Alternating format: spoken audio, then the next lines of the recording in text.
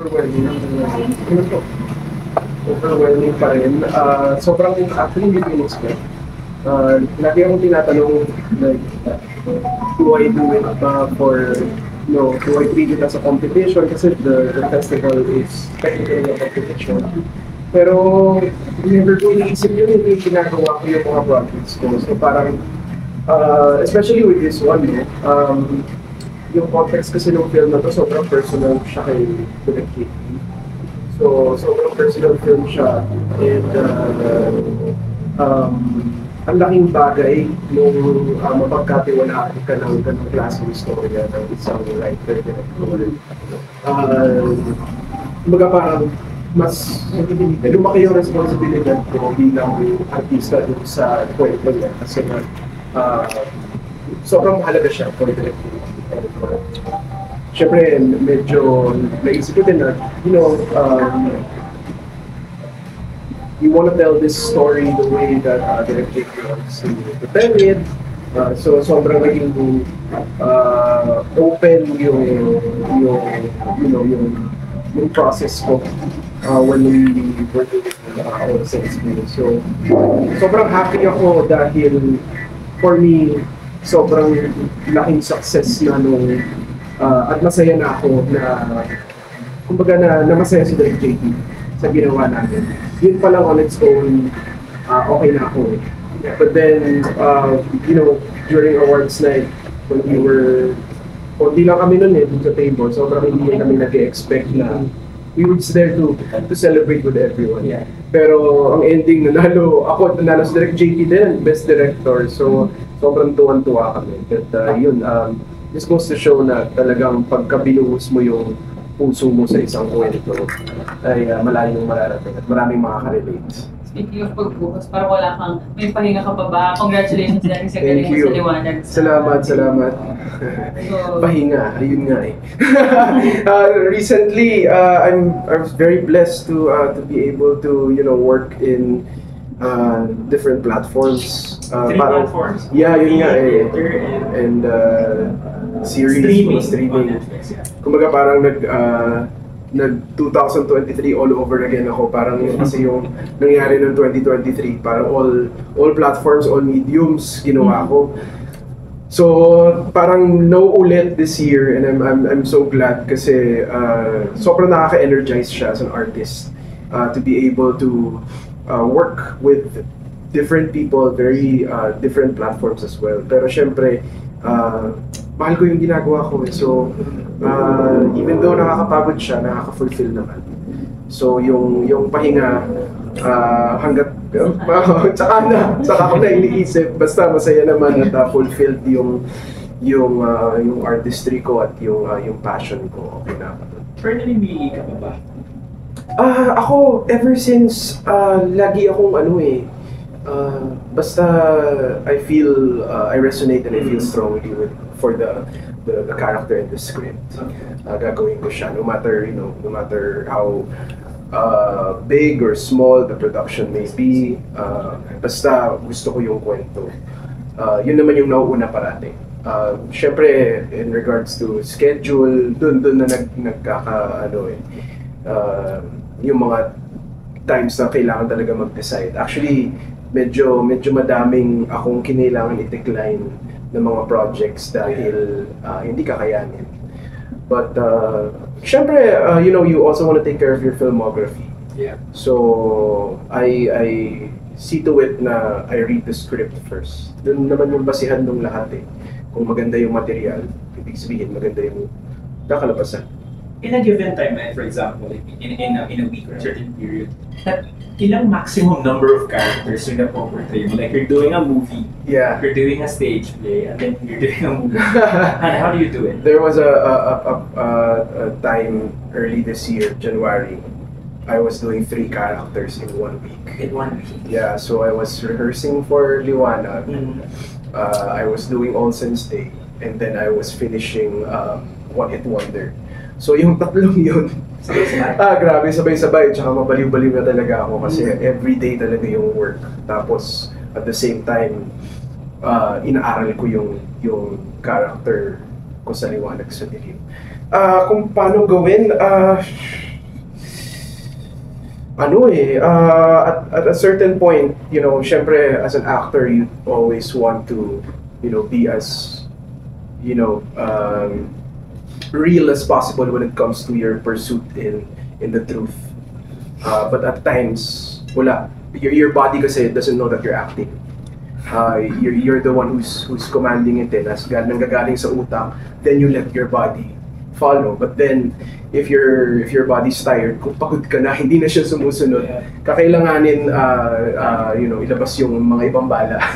Kailangan mo maghanap ng bagong technique, para mas maging effective. And there are all sorts of daming masyadong techniques, na ako rin na through the years natutunan ko na. But I'm thankful na dun sa tatlong projects na yun at ang laking bagay nung mga kasama mo. Kasi sila yung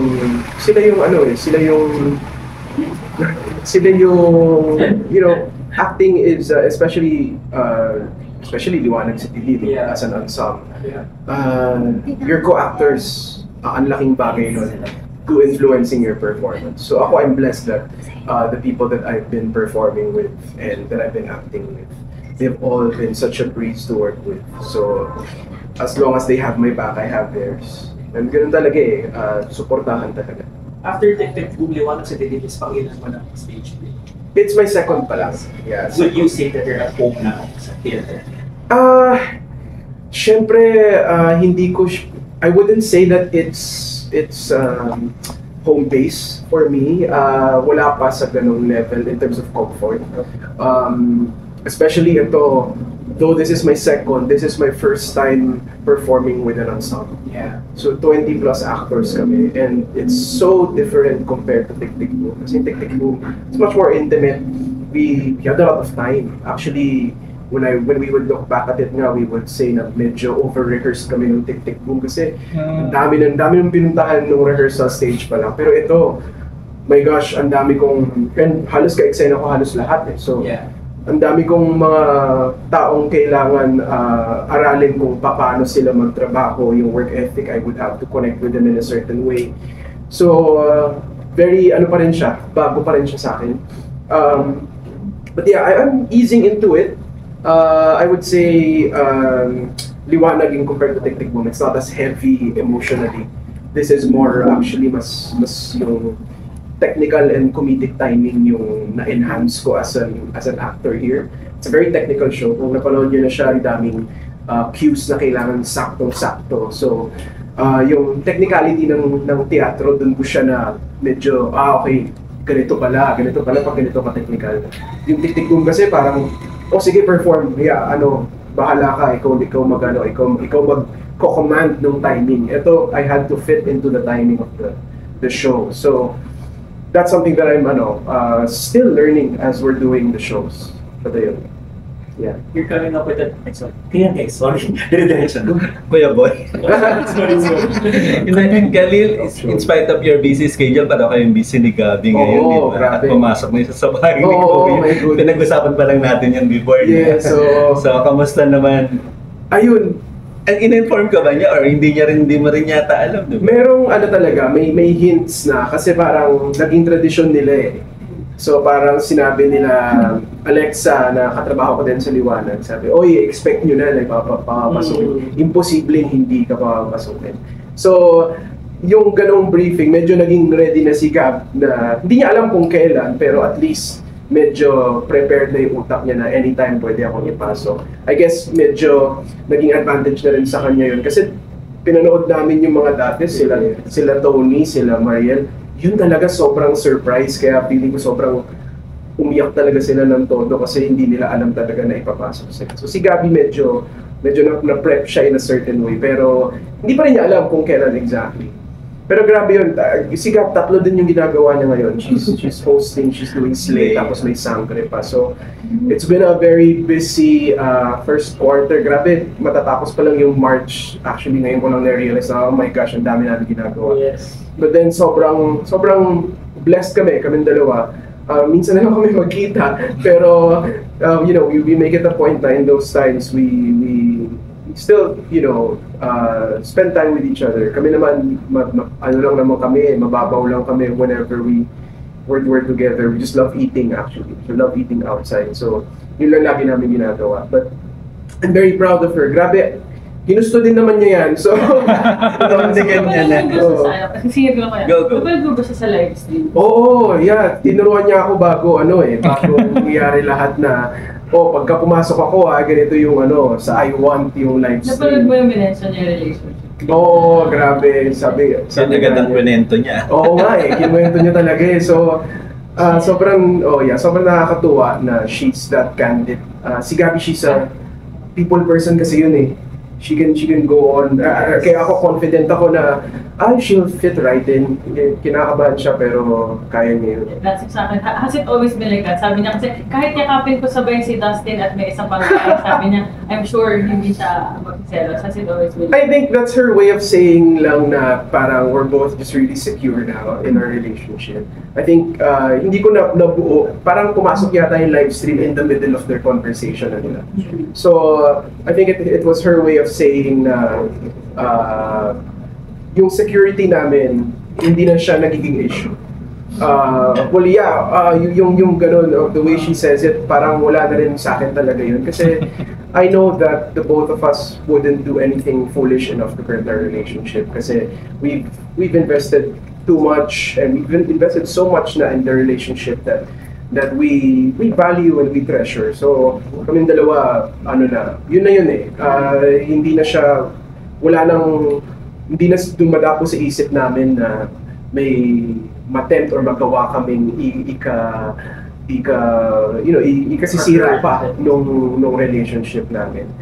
So yung parang pinag-uusapan yata nila nun was 8 years na kayo, parang hindi ba kayo nabobore, hindi kayo What about you? Ikaw, anong sagot mo? Hindi, you know what? Kahit kami nagugulat, siguro it's our first time also na maramdaman yung ganito. It's my longest relationship yet.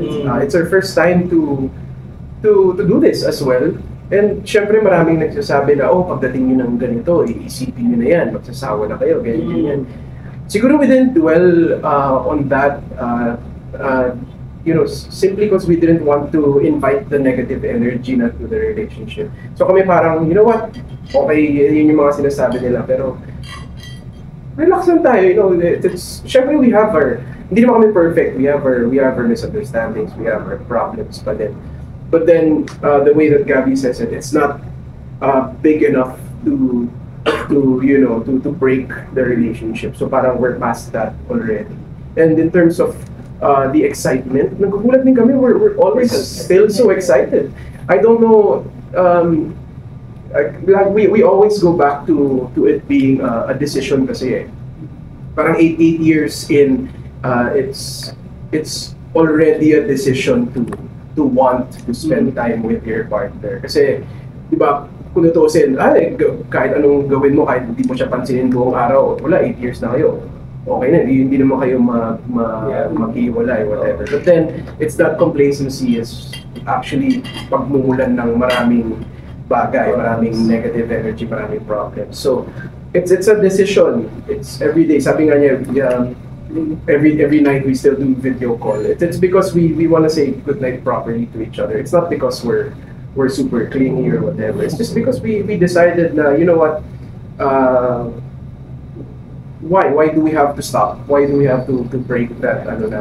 Just ganun lang kasimple yun. It's not very effortful na for the both of us. Okay. So yun, sabi mo, every night kayo na video call. Ilang nights na kayo hindi nakakapag-video? Kasi nasulot siya. Third night na. Pero ako, kung makita niyo yung thread namin, I still update her kung nasaan ako. Kasi, habit yung kukunin ko yung phone ko tapos sabihin ko nasaan ako or ano yung kinakain ko tapos maalala ko nga pala hindi nga pala siya magre-reply kasi nasa loob siya ng bahay ni Kuya. Pero wala, it's something that we both do na. I guess that's how a partnership is. Again, I'm going back na parang this is our first time being like this to another person that's not part of our family. Pero parang, gano'n na yung relationship namin. So, parang nung isang araw, pumunta kasi ako ng parang event siya na may mga thrift. So kinukunan ko pa rin yung mga sa tingin ko magugustuhan niya kahit hindi na Sinesend mo pa rin siya. Sinesend ko pa rin sa kanya. So yeah, it's something na yun na yung dynamic natin. So I guess I guess kumbaga we pat ourselves on the back na parang the first like 2-3 years yung kasi yung pinaka-crucial. So I guess we were kumbaga nalagpasan namin at nabuo namin yung foundation na matibay talaga para tumagal siya. Ito ba yung longest na away? Or walang communication? Walang communication. Parang ito na yung, as in kahit cellphone, wala. Wala. Yeah, wala. Yeah, ito na yung longest. Pero away, madaming beses na. Like, she went to Italy for Unbreak My Heart. Yeah. Ay, ako din, I had to go to the US for some time. Mga 2-3 months na. Pero, ito na yung longest na walang text. Zero communication. Zero. So ready ka naman umabot ng 1 week. Si Maggie ba 1 week din? 1 week. 1 week. Few days na yan. Ewan ko kung gano'n siya katagal dun. Ako, ready naman. Ako nakakapanibago nung first few days. Parang iba yung may isang gabi parang nakatulala na lang ako kasi wala na akong kausap. Tapos inaalala ko, asan na ba yung mga kaibigan ko? Punta ako kay mga kaibigan ko. Ikaw ba willing kang pumasok? Maging guest housemate? Yun, hindi ko alam. Alam niyo, sobrang ako conscious akong tao Tsaka, kabaliktaran kami ni Gabby. Si Gabby sobrang bilis niya makasalimuha yung mga iba't ibang tao kahit hindi siya ka-close. Ako, matagal ako. Hindi ako masyadong nagko-connect agad. So, hindi ko alam. Feeling ko siguro it's matindi ang convincing bago ako makapasok doon. Pero at the top of my head, parang hindi ko kaya yun. Grabe yun, yung buong mundo nanonood, feeling ko magka-crumple ako. Sobrang kakainin mo ako ng mga insecurities ko pag ganito. But that topic alone gained traction this past few days sa various social media platforms. Since nasabi niyo naman po yung mga statement niyo about kay Gabby being in PBB kanina, is there anything that you want to tell her while she's inside? Ako, I'm so proud of her. As in, for context, ikwento ko na kung paano ba, nag-unfold itong new chapter niya. We call it, this is something very new to her.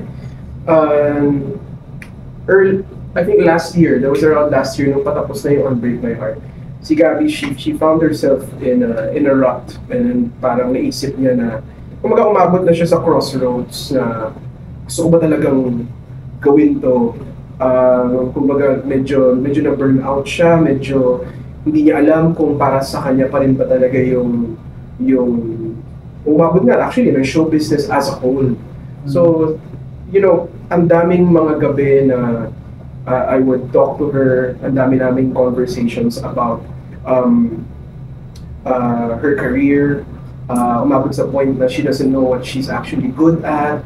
So, ang daming beses na kinailangan ko siya talagang malihis sa ganung klaseng thought process at really help her to be back on track to what she really loves doing. Then we went back to the super basic stuff and figuring out her passion in life and her skills, her talents, and what she's really good at. And I told her, sabi ko, you know what?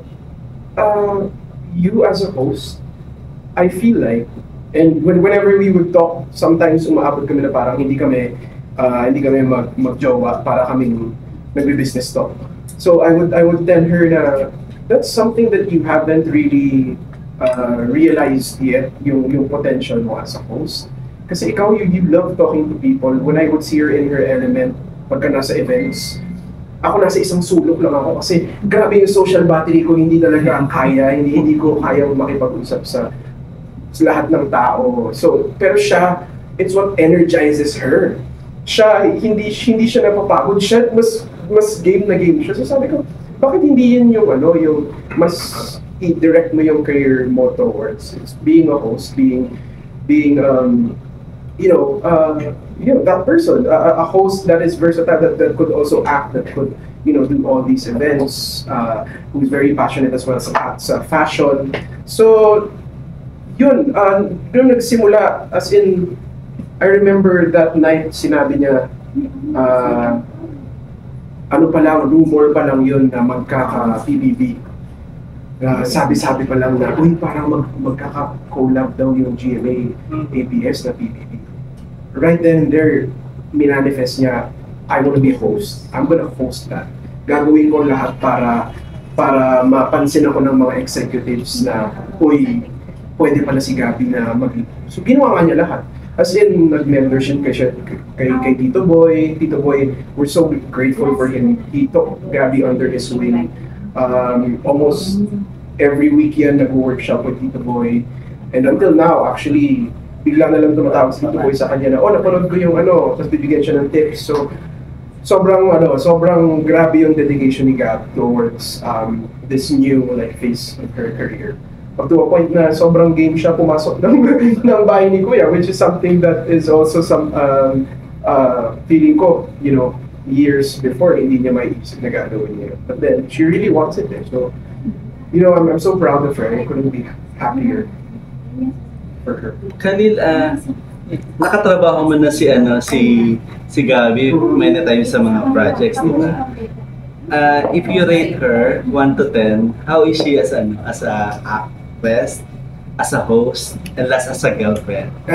Yung tatlo na yan. Siyempre 10 sa lahat. 10 sa lahat. If anything, grabe ang work ethic niya. That's hindi ako showbiz aside or being a partner aside. Kahit na tanungin nyo yung pro, tanungin nyo yung mga nakatrabaho niya. Ang hindi mo matatanggal sa kanya, grabe siya magtrabaho. Sobrang mahal niya yung ginagawa niya and sobrang professional niya. That's something that is effortless for her, which is, it just goes to show she was really raised well by her parents, by Tito and Tita, and yung pagpapalaki sa kanya talaga maganda at yung value system niya matibay na matibay. Kasi grabe, wala talagang sa kanya. Wala kang makikitang kahit anong unprofessionalism. Lagi niya sinasabi niya, maarte siya pero hindi siya nag-iinarte. Sinabi din niya yung sa bahay ni Kuya, disclaimer niya agad sa lahat. Kasi she's often misinterpreted na, ang arte-arte naman ito. Pero kasi maarte talaga siya. As in, very kikay, very maarte, the way she talks, and very straightforward din siya, very frank. So, she is who she is, as in no filter, as in siya yung you do you talaga, and that's something that I admire about her. So, mapa actress, host, tsaka bilang girlfriend ako, I'm 10 out of 10 rating. Super, wala akong lagpas pa sa 10. Lagpas pa sa 10. Pero ito, parang in 8 years nyo, hindi biro yan, parang sa relationship. Oo. Pero syempre, I don't know if you wanna answer it or not. May napapag-usapan nyo na rin ba to settle down? Or may mga ganon? We talk about it a lot. I think, ewan ko kung paano hinandle ng mga previous generations, yung mga parents namin. But then, I guess, siguro ngayon, because of the way we communicate, I guess, kami, we talk about it a lot. For me, dapat lang, it's not something that we should shy away from talking about. Kasi kaming dalawa, early into the relationship, we made it clear na we are our intent or yung sabi sa sarili namin personally, we want to date to marry. We're not looking for date ng wala lang, for fun lang. So di ba pagka sinabi mo yun sa isang taong hindi kayo parehas, medyo magka-turn off na, oy, ano pala siya, medyo hindi kami match kasi, pero kami nag-match kami. So, yun yung intention namin. Early pa lang, hindi pa kami nakaka 1 year.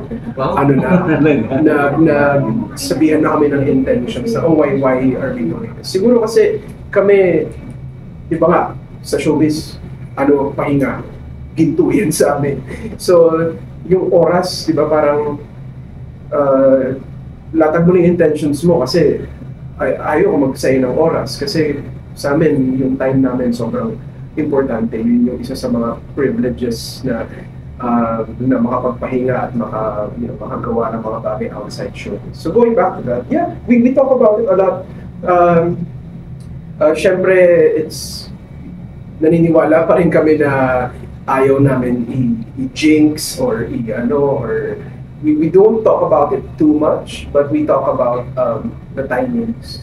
Of course, to be completely honest, that's something in the near future. It's something that we're going to do is to settle down. So if may ma-achieve na certain milestone kayo, doon yung masasabi na this is the time or may specific time na kayo? Parang wala naman in terms of milestone, wala naman. Pero parang I think yun nga, like I'm gonna circle back to 2023.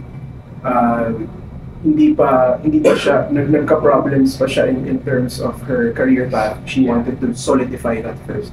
So syempre, ayoko mag-propose na ba? Ganun siya, di ba? Ano siya, hindi pa time. So I guess in terms of timing, maybe yung feeling na yun na in terms of the external forces or everything that's surrounding us, hindi na masyadong mababago yung because of the marriage.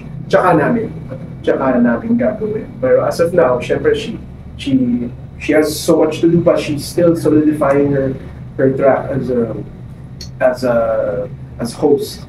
So dahil pa niya matutunan. So as of now, syempre sa pagka-busy namin, hindi pa, not exactly that, but when we would talk about it, it's coming naman na. It's something that we talk about.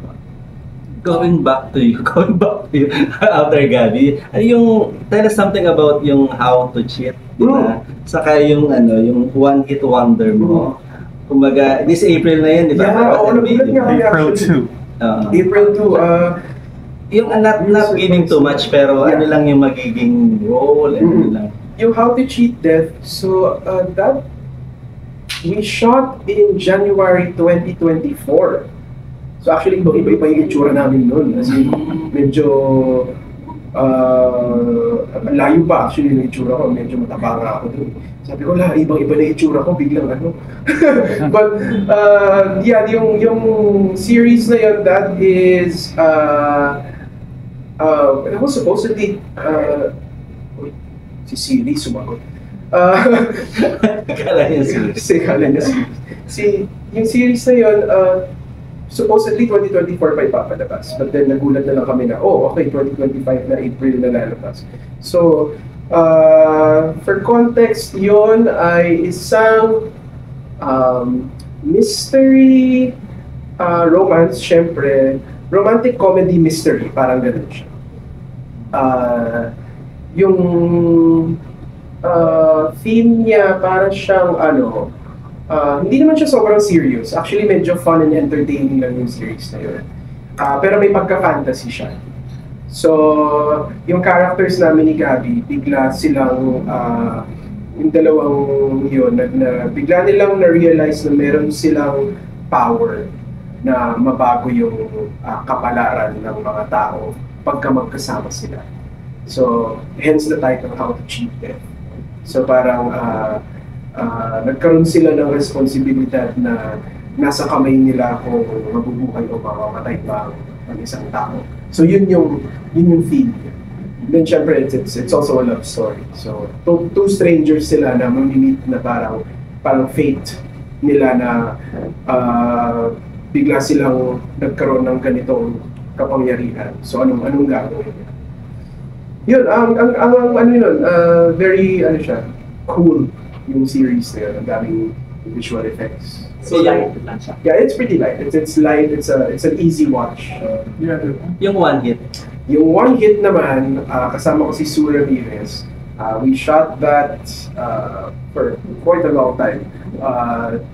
latter half of 2024 heading to early 2025, January. I think we wrapped shooting mga January. Kasama ko din si Kuya Nick doon, si Kuya Rob Nick. So actually yun yung first project namin together. Pero nauna pa ipalabas. Nauna pa ipalabas yung Olsen's Day kasi may festival. So yun ay isang Netflix original. If I'm not mistaken, yung Netflix, nagkaroon sila ng Netflix Philippines. Nagkaroon ng parang first batch na talagang sila yung nag-produce. Medyo, don't quote me on it, pero parang medyo, I think medyo technical kasi na merong Netflix original na in-acquire lang nila, pero pinroduce na ng iba. Tapos merong hindi Netflix original, like How to Cheat Death, hindi siya original pero ipapalakas siya sa Netflix. Yung one hit is really Original, by Netflix. I think similar to Social Climbers. Yeah, sila Maris tsaka si Anthony. Parang ganun yung naging parang bago nilang parang bago nilang initiative nila. Yung isa pa I think is with Miss Ubed and Barley. Yeah. Yun yung pangatlo yata yung papalabas. And your role doon, may yung share ka ba? One Hit Wonder, kasi teaser photos pa lang pinapalabas. Pero okay. Wala pang logline. Pero ano siya, it's music film. Hindi siya musical, but musikero kami. Kita naman yun sa may gitara ako tapos may banda. So musikero kami tapos love story din siya. Yun naman movie. So Netflix film siya. We're very excited dahil ma-appreciate siya ng mga millennials for sure, especially the early millennials. So yun na yung clue ko. So in terms of era, kayo na lang magtagpitag siguro. Hindi naman siya biography. Kasi hindi siya biography. It's loosely based on a certain era at a time in the music industry, in the OPM industry, and a certain song. So kasi yun, One Hit Wonder yung title. So yun pala yung masasabi ko. Ang ganda niya kasi feeling ko ang daming makaka-relate at ang daming grabe kasi grabe yung mga kanta. Yun na lang, grabe yung mga kanta. So you're gonna sing a lot here. Sino yan, daming songs here. So, yun. Do you consider yourself like an actor? And why do you think you've succeeded in doing that? My definition of being an actor's actor is being very involved in upholding the values of acting and being very involved in doing so, in shedding light on actors' rights, especially in this day and age. Sobrang thankful kami na ang daming pagbabago sa industriya. Lagi ko ang sinasabi niyo, yung new batch ng actors, grabe ang swerte niyo that these are all in place already because it's starting to become, a very safe, very holistic, very healthy workplace. And I hope that it continues to do so. And then, in terms of the craft naman, I don't know why, before, hindi ko inisip talaga na gustuin ko maging artista. It just parang started to fall into place. And ang naging ugali ko na lang, kung bibigyan ako ng isang pagkakataon, gagawin ko lahat para mapatunayan yung sarili ko. Natutunan ko na lang siyang mahalin. And that is because of the actors around me also. So, naging tungkulin ko bilang artista na mapas ko rin yung ganong pag-uugali sa mga kapwa kong artista, na matutunan din nilang mahalin yung ginagawa natin. Dahil hindi lang siya trabaho na nag-appear ka in front of the camera para sa popularity, para kumita ng pera, para maging sikat. Pero yung responsibilidad mo bilang aktor bilang isang tagapaglikha ng kwento, ang laking bagay. At lagi ko rin yun nai-import. Siyempre, hindi naman ako sobrang preachy na, ito yung gawin mo. Siyempre, hindi naman in that sense. Pero, whenever I share why I do this to my co-actors, I guess that's also my way. And sharing in terms of performance, giving my all, and also talking about the craft. That's my way now of imparting that passion and that attitude towards what we do. And yun kasi I feel like, di ba, I mean, being real lang ngayon, di ba, the industry right now isn't exactly where we want it to be.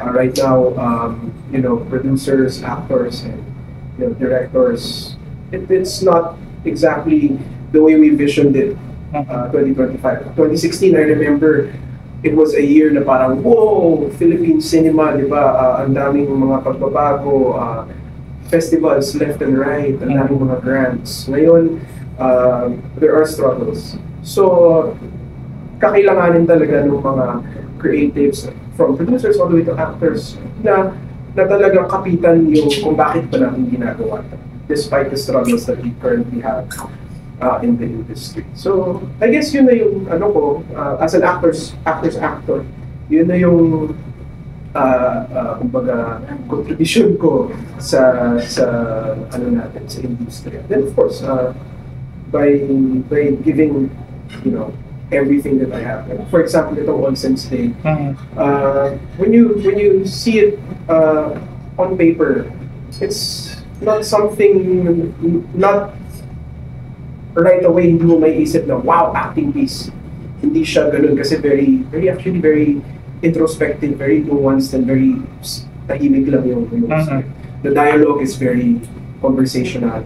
So it's not exactly na, kasi immediately pagka nakakita ka ng script na dramahan, grabing linyahan, grabing whoa, okay, game.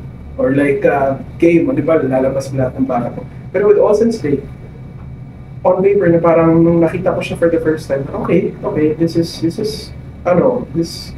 something. This is I know that this is different. This is not the usual drama film that the audience is accustomed to watching.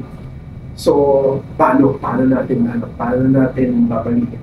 And with it being a very personal film na with FJ, sabi ko, naisip ko at sinabi ko sa sarili ko, okay, this is an opportunity for me to show a different side naman, a more nuanced approach,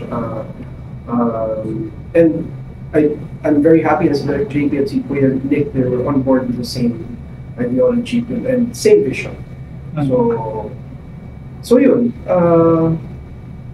in terms of success, I think it follows na lang yung pagmamahal yung and I think hopefully the future generations, despite ngayon kasi grabe diba social media, grabe yung ang daming pwedeng gawin na mas mabilis, mas madali.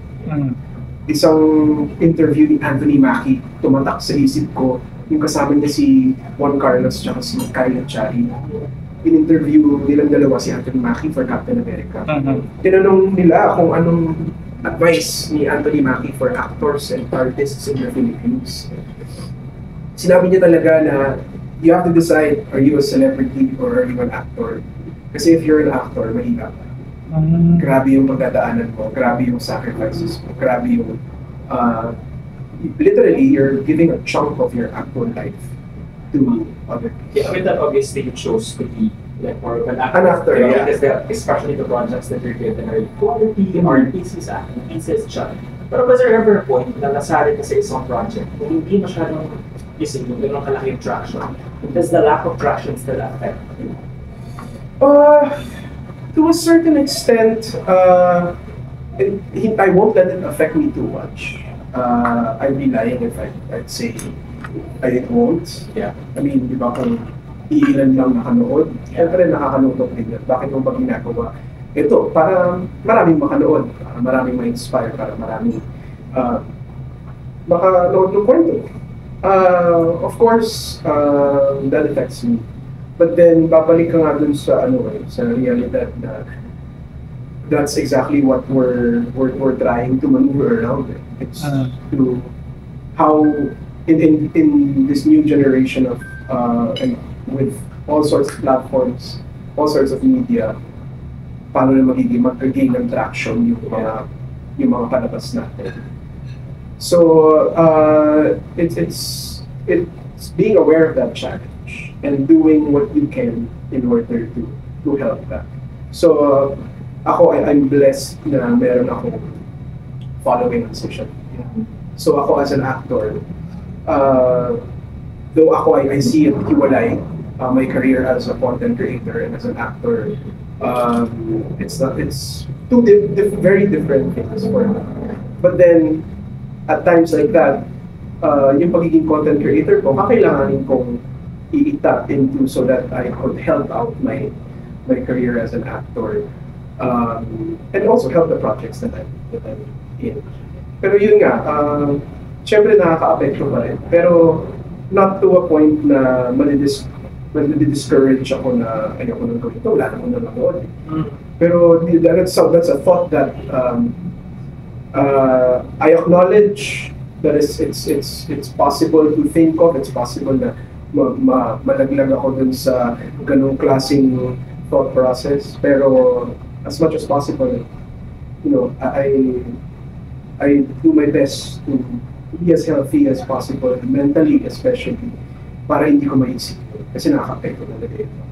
Kasi obviously, di ba kasama mo si Gabby? Si Gabby, mainstream siya eh. Yeah. BB, Sangre, yung sa'yo naman medyo art and so hindi naman like yun makaka-apekto sa'yo and Hindi may naman. comparison. Not naman. You know, it's actually, alam mo, sobrang I've had projects na sobrang daming nakanood. Mainstream. I've had projects na kakunti lang nakanood. Pero yung weight niya for me as an actor, yung pumapantay din. Kasi sabihin natin ang konti lang nung nakakanood nitong isa, pero grabe yung naging epekto sa kanila, or like nakikita ko online even for All Saints Day now. Kasi ito, limited lang yung mga screens niya, di ba? So it's not a nationwide release. But then I've been reading a lot of reviews about it ng hindi mga critics but people who actually related a lot to the character. And that's something that is very fulfilling for me. You want to invite everyone to projects Kami ng projects. One more day. Nako. Kasi ang dami-dami yung budgets. Isa-isayin mo na lang. Isa-isahin ko na lang. Sige, unahin ko, March 24 na. Last day, Last day, last day today. 25. Last day today. Oh, yeah. Wala. Yeah, I'm actually about to go to All Saints Day for the talk back, but I guess I want to thank everyone na pumunta at nanood ng All Saints Day. Hopefully, nung tinanong ko naman si Direk JP ano bang plano nila after, may chance naman na mapunta siya sa streaming platform. So, cross fingers, sana magkaroon ng chance na mas makanood ang mas maraming tao. So, abangan na lang nila yun in the future if ever we do announce that it will be available on streaming platforms. Another is Liwanag sa Dilim. We are currently approaching our 4th weekend. So far, it's been very successful. Ang daming nanonood at ang daming natutuwa. So I'm very thankful na yung labor of love namin, itong show na to ay, so far, ay successful at ang dami na rin natutuwa sa kwento nito. We are running all the way until April 13. I hope everyone can catch our show Liwanag sa Dilim at the Carlos P. Romulo Theater in RCBC, in the RCBC Plaza in Makati. We have shows every Friday, Saturday, and Sunday. You can check out the show schedule and who's performing in the social media pages of Nine Works Theaters. Yeah, but we also have a show by. So sa mga nakakanood nito, kami ni Gabby and si Vien, who's playing Chris in the show. We have a show by this April 13 at 8 p.m. So ang cast nun is ako, si Bien, and si Alexa. That is actually the closing show of Liwanag sa Dilim. So sana, that's Sunday 8 p.m. So sana makanood kayo ng show by namin. Netflix. Yes, this April 2, finally mapapalabas na rin ang How to Cheat Death. This is a series starring yours truly and my real-life partner and my on-screen partner this time, Gabby Garcia. This is a very fun show that I hope everyone will get to enjoy. It's streaming this April 2 exclusively on Netflix. And lastly, ito wala pang play date, but I think it's this year. So coming soon is One Hit Wonder. This is a Netflix film set to release in the next coming months. Kasama ko dito si Sue Ramirez. Ito naman, this is for the music lovers. This is for the OPM lovers in specific. This is another project that I really, really love. So I hope that everyone can get to enjoy it as well. So that's coming soon this month. And I just really want to say thank you to everyone who's been very supportive of what I've been in this year. I'm super, super thankful. And to you guys also thankful. So very, very thankful to each and every one of you. Salamat, and yeah, see you in the theaters and on your TV screens and in the movie houses soon. Kaya habang ako na isang question, Yeah. napanood mo ba lahat ng entries ng cinema? Unfortunately, hindi ako masyadong nakanood dahil nga sa schedule. So, But hypothetical question, if you're not in there, if Olsen stays not in there, who do you think should win Best Actor? I was actually tied with JP sa Wala. Big Screen. Yeah. But hindi ko napanood yun. Okay, hypothetically, I think I've seen the clips. Wasn't able to see the movie. But I know ang hirap ng pinagdaanan niya si JC sa Journeyman.